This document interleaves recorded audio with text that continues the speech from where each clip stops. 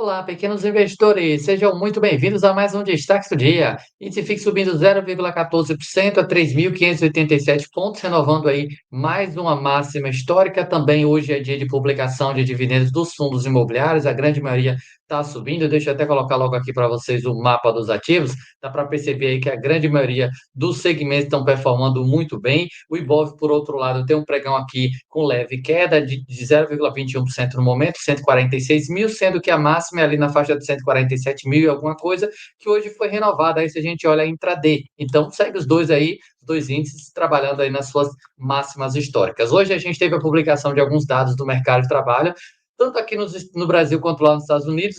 O fato é que lá nos Estados Unidos veio bem linha com o que o mercado imaginava, então não fez preço. O Brasil também veio muito parecido com o que os investidores esperavam, que foi PNAD, taxa de desemprego fica em 5,6% até agosto, a menor da série histórica. E aqui, pessoal, tá o grande ponto da história, né? Por que esse número aqui, aos olhos do mercado, é um ponto de atenção? Porque todo mundo quer que a taxa de juros caia.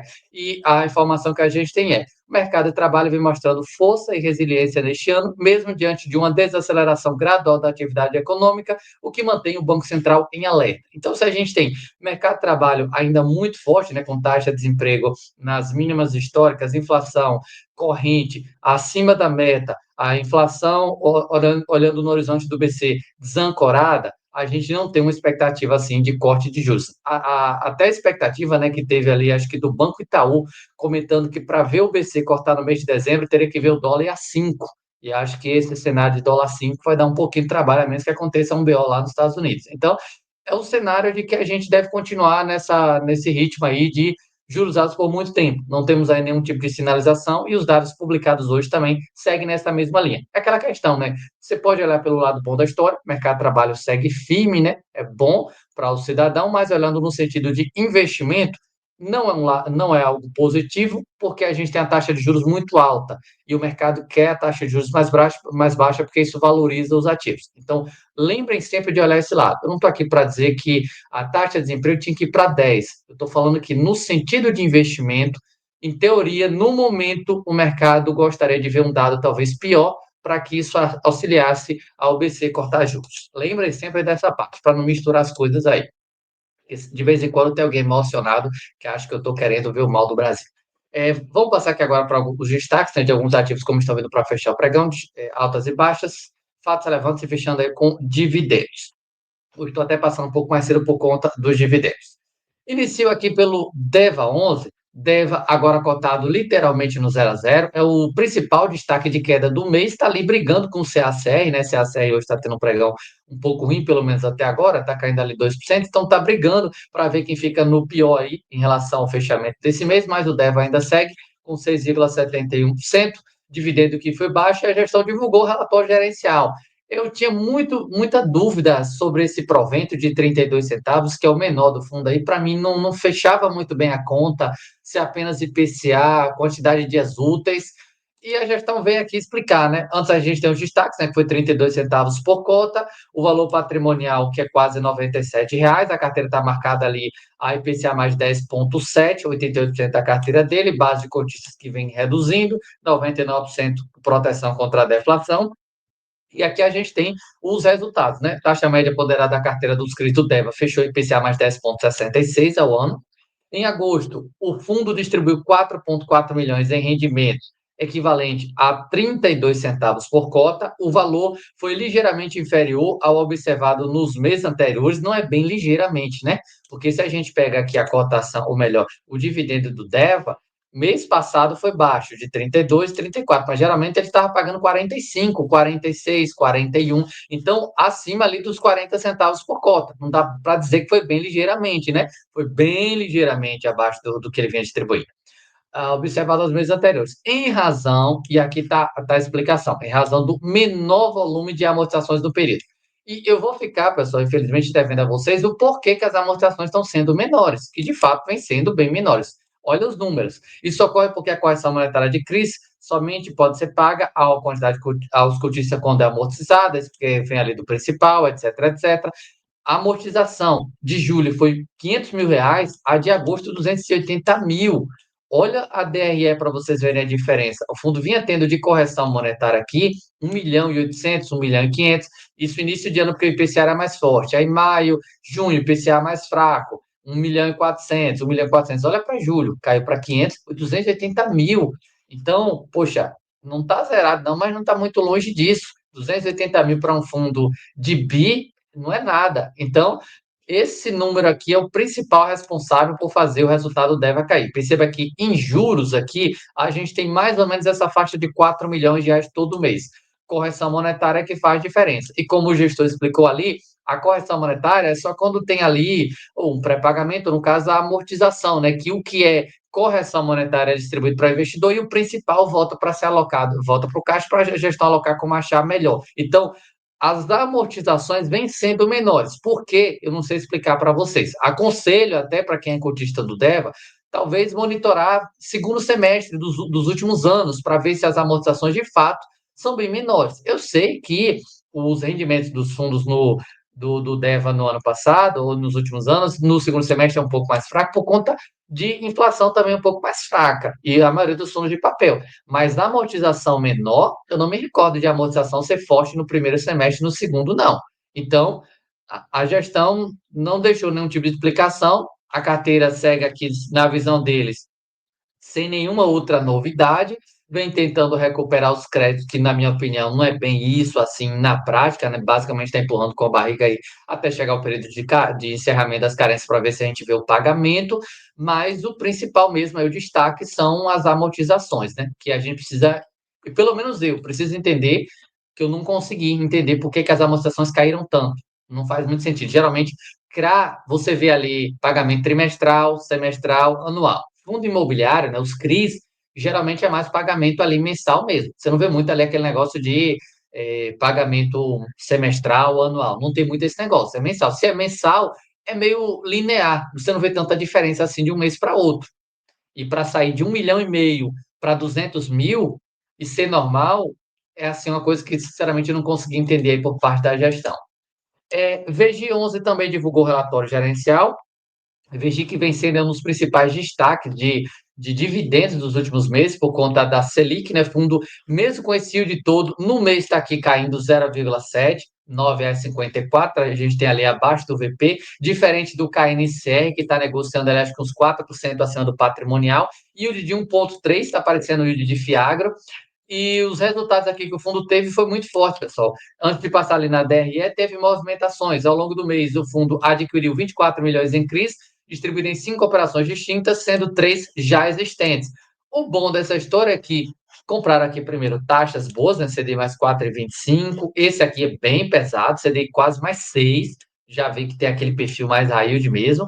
E teve outras operações aqui. O que eu gostei é porque não vi o Crielbo nas aquisições. Sempre eles fazem uma compra ali de um Crielbo. E por que que me incomoda o Crielbo? Não é a empresa em si, é a exposição que o Vegir tem na Elbo, que já é bem representativa. Então, vê esse giro de portfólio ali, compra uma coisa, vende outra, recebe a amortização e não reinveste nos mesmos ativos que tem posição muito grande, para mim é uma boa notícia. Então, conseguiram adquirir ativos com taxas boas, sendo que taxas boas também são riscos um pouco maiores. Um devedor que paga CDI mais 6 não está na melhor situação do mundo, né? Não é a maior empresa do mundo, porque não faz muito sentido pagar 20, quase 21% ali ao ano de juros, levando em consideração a Selic atual. Então, isso aqui pesa bastante ali, a gente vê um pouco do perfil do fundo. Ao mesmo tempo, o fundo vendeu 70 milhões de sua participação no CRI JSTX, oferindo ganho de negociação com o trade, o que é bom, 70 milhões já é muito dinheiro aí para o VG. O fundo recebeu amortizações de 20 milhões de reais e destaca aqui uma amortização. A carteira aqui, na qualidade de carteira, segue sem nenhuma novidade, tanto em relação à execução que eles tiveram do CRI ali, que esperam a venda, está condicionada à diligência ambiental, isso aqui já deve ter quase um ano. Inicialmente, eles falaram que, quando a gente viu ali logo no primeiro relatório, que eles falaram de execução, que estava a venda já se iniciando, e esperava essa diligência ambiental e já tem quase um ano. Então, a operação, que pelo menos eu esperava que se resolvesse rápido, está durando bastante. E a qualidade da carteira, segundo a visão da gestão aqui, segue todo mundo ok, continuam saudáveis. Evento subsequente, já compraram mais 10 milhões nesse mês de setembro, a CDI quase mais 5, que é acima da taxa média da carteira dele, estão comprando com taxas bem altas mesmo nesse mês, ou compraram nesse mês, e DRE aqui, como eu falei, o fundo vem tendo uma receita muito boa, gerou aqui um resultado de 19 milhões e meio, distribuiu 18 milhões e 900. Então, perceba que ele distribuiu e fez aqui essa reserva. Se a gente olha no ano, ele distribuiu 140, teve quase 143, distribuiu quase 142. Tem 1 milhão de reserva aqui.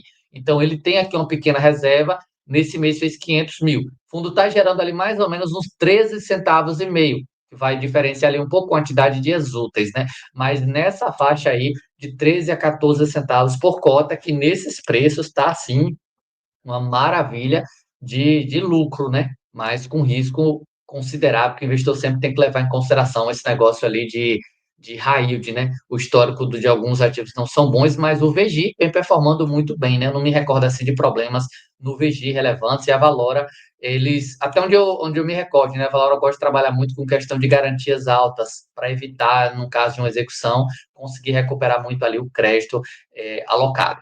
E fechando aqui a nossa lista com mais um destaque de alta que eu venho passando, né?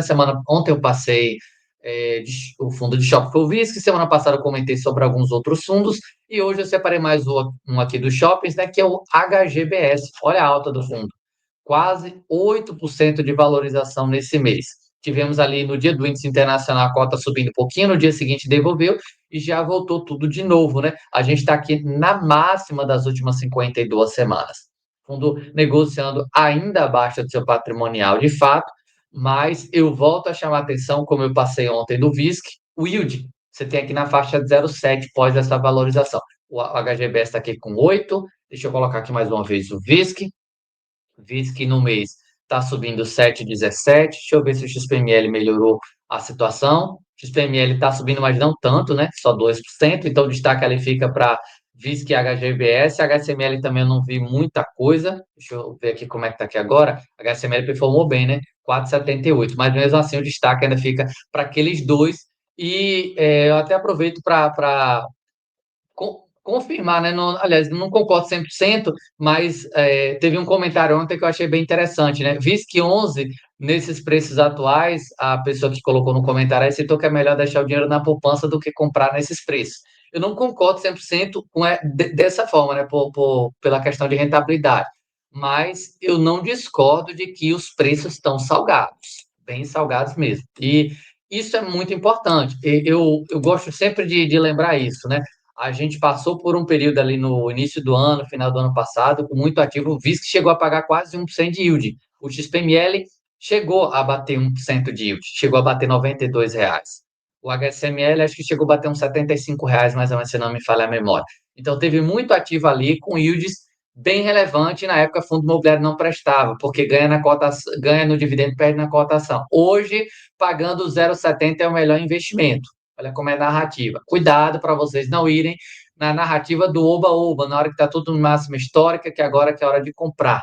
Você pode acabar pagando caro e daqui a pouco acontece um BO, as coisas não vão para frente, juro não vai cair em 2026, só vai cair lá em 2028 e tudo despenca de novo, você está sem caixa. Então, lembrem sempre disso. Eu não estou aqui para dizer que o fundo A ou B está caro, está barato para comprar ou não, mas no sentido de que a gente tem que ter sempre tomar cuidado na hora das alocações, porque se a gente seguir a manada, na média, a gente tende a ter um retorno um pouquinho menor. Vamos passar aqui agora para os destaques, está faltando alguns minutinhos para fechar o pregão. Como hoje é dia de divulgação de dividendo dos FIIs, qualquer boa notícia que saiu, boa notícia ou má notícia antes do fechamento do pregão, né, em termos de comunicado, aí pode trazer um pouco mais de emoção. Agora a gente tem a RBRP subindo quase 2, PATL 1,60, PVB 1,39, BROF 1,27, VIN 1,2, TEPP 1,14. Nas baixas, CASEC se recuperou muito bem, mas hoje desandando, né? Acho que boato fato. HSAF 1,67, a JF 1,66, JSAF GZIT 1,15, BLMG caindo ali 0,96.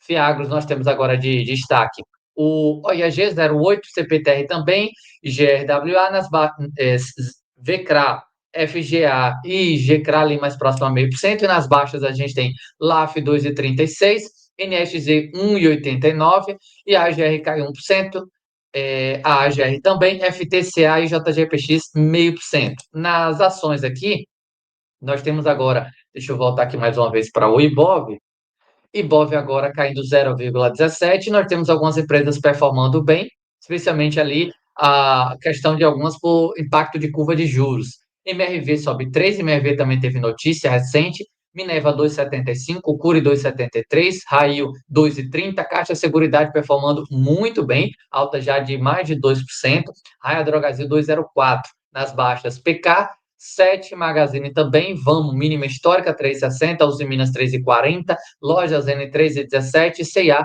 2,85. Varejo que subiu muito e eu acho que subiu bem na frente da curva, na minha opinião. Comunicados agora, pessoal, deixa eu passar aqui para o fato relevante do TRBL11, Telos e o Bravo Renda Logística, Fundo de Investimento Imobiliário. Tem aqui um drive, né, que é importante o investidor monitorar se algum dia na vida, né, isso for para frente. Fato relevante, ajuizamento de ação judicial contra os Correios. Vocês devem lembrar que eles tinham ali um contrato atípico com os Correios, com um imóvel localizado em Minas Gerais, os Correios pulou fora desse negócio. E aí eles abriram essa ação, né? O objetivo da ação é declaração de nulidade do ato administrativo dos Correios que autorizou a rescisão contratual sem pagamento de multa rescisória e a condenação dos Correios ao pagamento de multa rescisória integral de 306 milhões de reais em virtude da rescisão imotivada do contrato de locação, quantia equivalente ao aluguel do último mês de agosto de vigência do contrato de locação, e multiplicado pelos 112 meses remanescentes até o fim do contrato. Então, o que é que eles querem? Contrato atípico, se o inquilino sair, ele tem que pagar, na média, os contratos atípicos são assim, se o inquilino sair, ele tem que pagar todo o atraso, todo o contrato, já que ele quer sair antes. Os Correios saíram no 0 a 0. Então, o que é que o TRBL quer? 300 milhões de reais, que é exatamente todo esse período que eles deveriam pagar. Deveriam estar no imóvel e pagar, saiu porque quis. Agora, se vão conseguir isso na justiça, aí é outros 500, que eu tenho minhas dúvidas. 300 milhões de reais, por isso que eu falei em questão de ser um drive, porque isso aqui representa muito do patrimônio líquido do fundo. Imagina, amanhã recebe a notícia que o TRBL vai receber 300 milhões de reais em caixa. Eu acho que isso mudaria de preço o fundo, né? E tem aqui também referente a adicionamento em 17/7, conforme informado no relatório publicado em 15 de setembro, foi ajuizada a ação de cobrança específica dos aluguéis, encargos vencidos relativos ao período de dezembro a agosto, equivalente aí a 19 milhões de reais. Então, são duas ações, pagar atraso e pagar o valor referente ali a todo o contrato que eles cancelaram. Vamos ver se vão conseguir uma solução. BODB11, já temos aqui o comunicado de dividendos. BODB é um FIINFRA base 10. No dia 7/10 será realizada a distribuição de rendimentos, pessoal, isso é bem importante.